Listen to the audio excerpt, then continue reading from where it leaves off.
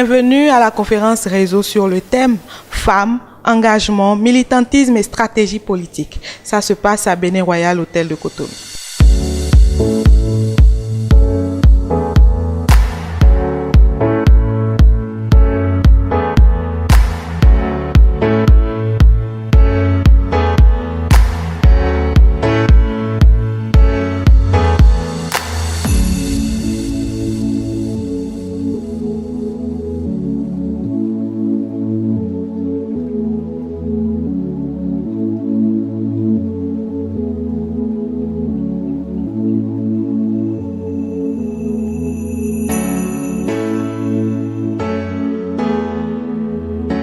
Cette conférence sera animée par 4 panélistes, dont la principale Mireille Mouélé, femme politique française, Madame Honorable Amisetou Afo-Diogbo, ex-ambassadeur Moïse Kérékou, et puis la femme politique Christelle Ndonungo. La journée du 17 avril 2018 a été consacrée journée de réflexion des femmes politiques sur le thème Femmes, militantisme, engagement et stratégie politique. Cela s'est passé au Bénin Royal Hôtel de Cotonou. Grâce à la DG ici présente et grâce au gouvernement béninois, nous avons eu la chance de représenter le Bénin aux côtés des femmes de renom pour la mise en place de ce réseau qui va être concrétisé dans quelques jours dans notre pays. Mais avant cela, nous nous sommes dit, puisque la politique, les femmes en politique, c'est le talon d'Achille de ce réseau, nous allons essayer d'utiliser le passage de notre sœur Mireille pour voir de quelle façon nous pouvons échanger avec elle, acquérir ou tirer de l'expérience qu'elle a, mais ne pas la laisser seule partager cette expérience, lui dire également que nous avons des valeurs au Bénin qui ont eu à aller au charbon, qui ont réussi vaillamment, qui ont eu également des moments de faiblesse. Mais pourquoi tout ça? Nous aurons l'occasion de la voir tout à l'heure. Une journée avec des panélistes sélectionnés sur mesure et confirmés, notamment nationaux et internationaux. Moïse Kérékou, comme je l'ai indiqué, son patronyme évoque une grande figure de respectée mémoire qui a dominé la vie politique du Bénin, l'ancien président Mathieu Kérékou. C'est à lui qu'on doit la parenthèse enchantée des années 70, début 80 et milieu d'une véritable promotion au-delà à l'appui du leadership de la femme béninoise. Moïse Kérékou lui doit sans doute, j'ai la faiblesse de le croire, une filiation dans ce sens et pas seulement biologique, donc vous l'avez compris. Il a un parcours personnel respectable d'ancien ambassadeur du Bénin en Turquie, associatif comme président de American Sustainable African Initiatives, passeur de connaissances à l'université Carnegie North American University, chef d'entreprise comme administrateur du cabinet Scott & Wallace Consulting, spécialisé en investissement. Merci à vous d'être venu pour partager avec nous votre regard sur les chances à donner aux femmes pour réussir. Amisetou Afo-Diogbo, honorable, femme leader politique au caractère trempé, je vous l'ai indiqué, dont la conviction marquée moult combats et joutes parlementaires, parcours de législateur de 2007 à 2011, présidente du réseau des femmes parlementaires francophones, section Bénin et section internationale, pendant la même période, parcours associatif riche également à travers Sort Optimiste et pas seulement, coach politique au Wadef Rifonga. Elle va nous expliquer un peu ce rôle de coach politique. C'est très important pour celles qui sont candidates au leadership féminin. Chef d'entreprise également, patronne de plusieurs entreprises que je peux vous lister ici. C'est notre invité d'honneur, femme leader politique en France, membre du Parti Les Républicains. Ah oui, il faut le faire, il faut se lever tôt pour le faire. C'est le parti de la droite classique en France. Le gouvernement qui dispute le pouvoir souvent à la gauche. C'est les deux qui, depuis des décennies, dirigent la France. Bravo à vous déjà d'avoir réussi à vous hisser dans l'appareil dirigeant du Parti des Républicains permets de le dire. Le culot, oui, c'est ça. Mais quand on entre en politique, il faut oser, il faut avoir de l'audace. Elle a eu l'audace de tenter de décrocher la présidence de ce parti lorsque la candidature a été ouverte. Et donc, elle a été candidate à la présidence de ce grand parti. Elle a une vie associative très riche à l'international comme présidente fondatrice du Conseil international représentatif des binationaux francophones et francophiles depuis 2015. C'est bien ça. Experte en ingénierie d'affaires, c'est aussi une femme très entreprenante, décrite comme une femme du terrain, de tous les combats. Elle est très discrète. Elle nous dira pourquoi elle a choisi la discrétion. C'est peut-être pour ça que les médias français n'en parlent pas beaucoup, mais on est très fiers de l'applaudir ici et de les partager avec nous. Au cours de cette soirée, les aspirants se sont prononcés sur la thématique femmes, engagement et stratégie politique en posant des questions clés aux panélistes qui n'ont ménagé aucun effort pour répondre à leurs questions. Vous êtes détecté. C'est que vous avez des prédispositions pour être une personne politique. Soit effectivement vous frappez à la porte d'un homme politique en disant je veux être député, mais la plupart du temps on est un petit peu plus modéré et on dit je voudrais être votre assistant parlementaire. Et en étant assistant parlementaire, ce sont des postes qui sont ingrats, que vous considéreriez comme ingrats.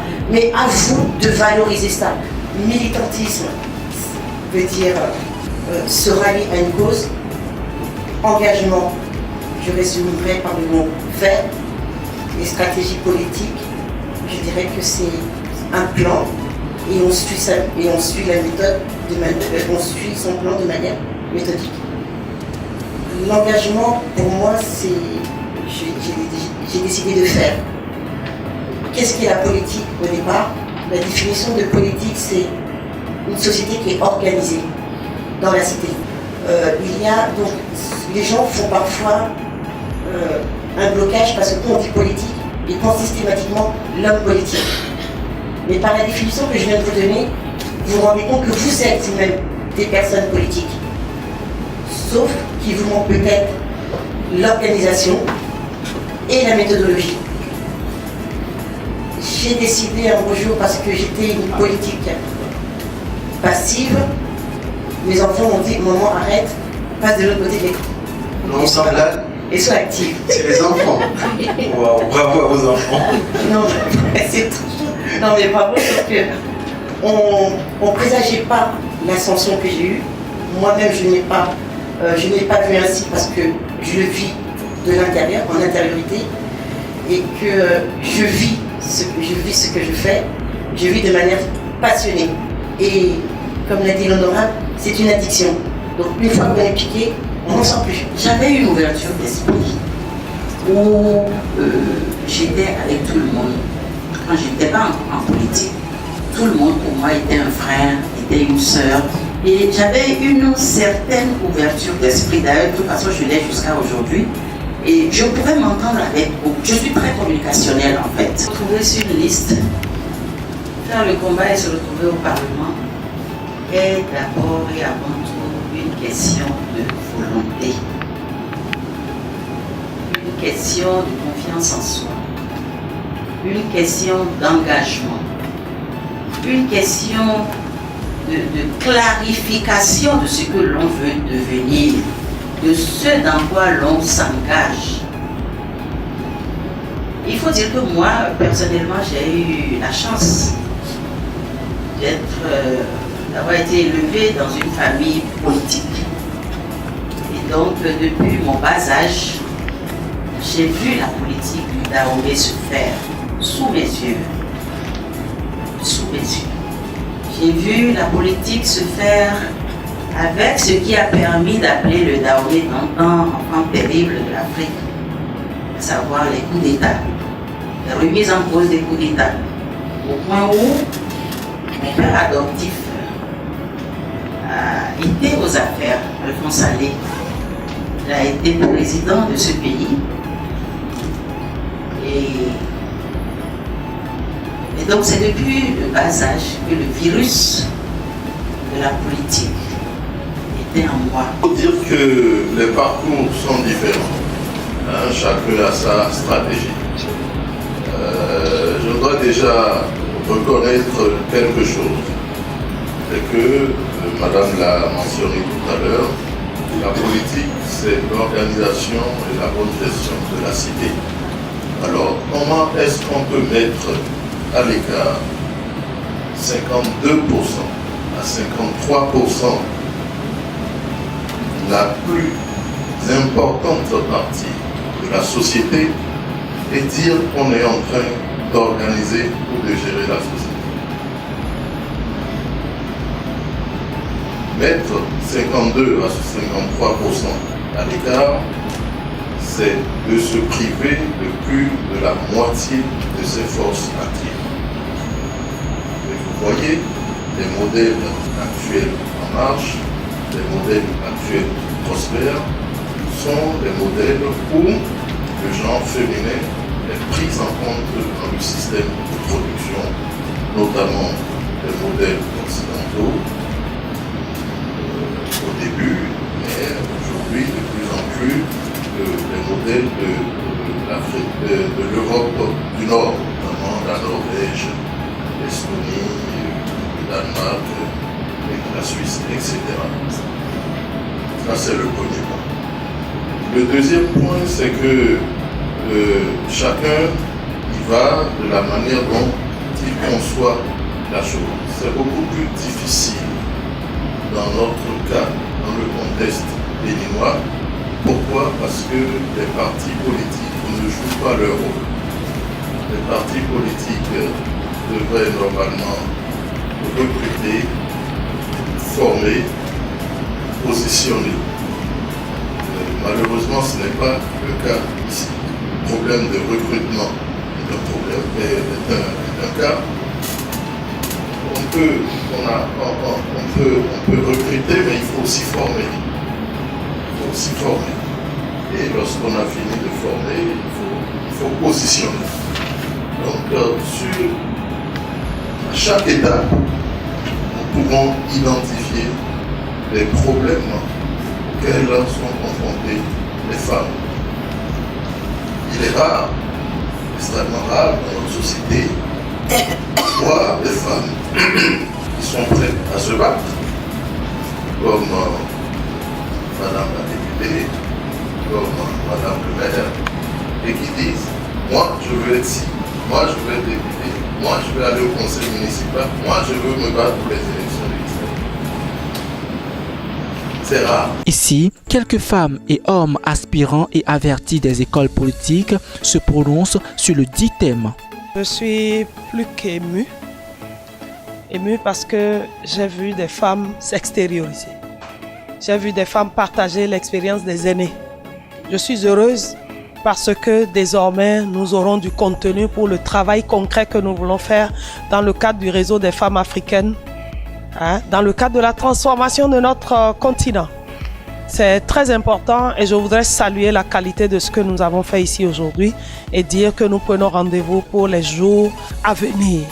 La participation politique de la femme, dont l'engagement politique de la femme est une cause commune. Parce que comme on l'a dit tout au long de la conférence, elle représente une grande part de la population.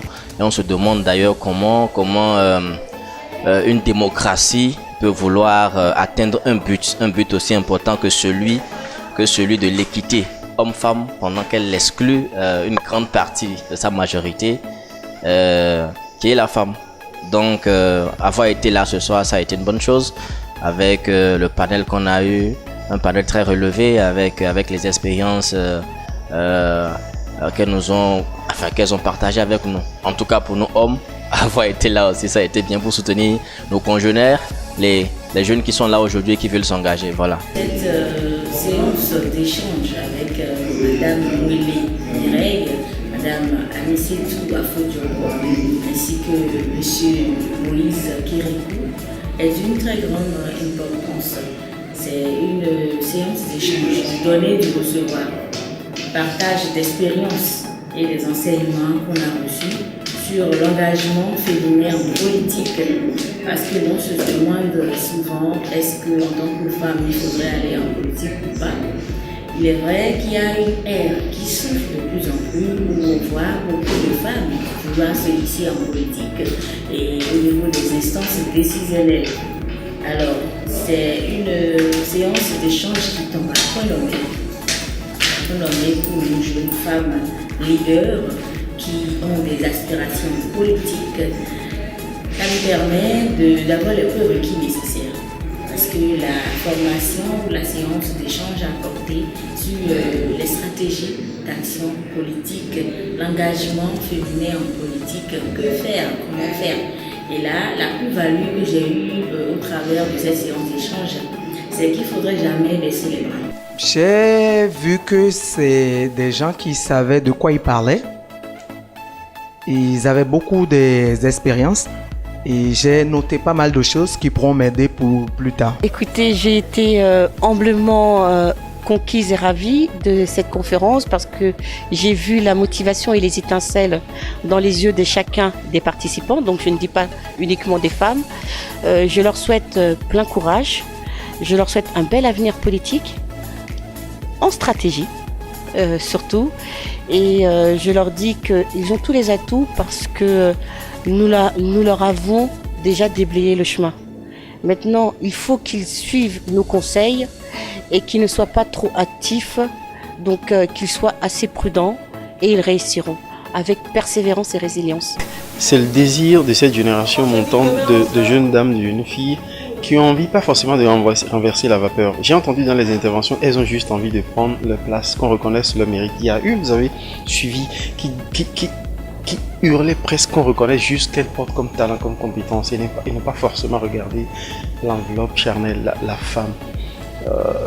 On gagnerait simplement si que tous cessent confondus, attendre la main et donner une chance à ce que j'appelle la moitié de l'humanité à profiter de son potentiel et non à lui tourner le dos. Et je suis content et je vais militer maintenant dès ce soir et je serai le financier des partis politiques parce que j'ai compris que le politique a besoin de l'argent. Déterminées et engagées, ces femmes n'ont pas caché leur motivation face au jeu de la politique. J'aimerais bien être aussi ministre d'ici quelques années dans la République, mais pour l'instant, le combat le plus proche, c'est d'être aussi député de la République.